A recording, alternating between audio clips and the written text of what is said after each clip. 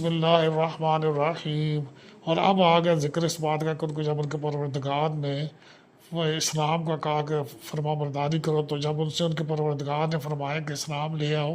تو انہوں نے عرض کیا کہ میں رب العالمین کے آگے سر اطاعت خم کرتا ہوں، اپنا سر جھکاتا ہوں۔ تو اللہ تبارک و تعالیٰ کا کتنا بڑا احسان ہے کہ انہوں نے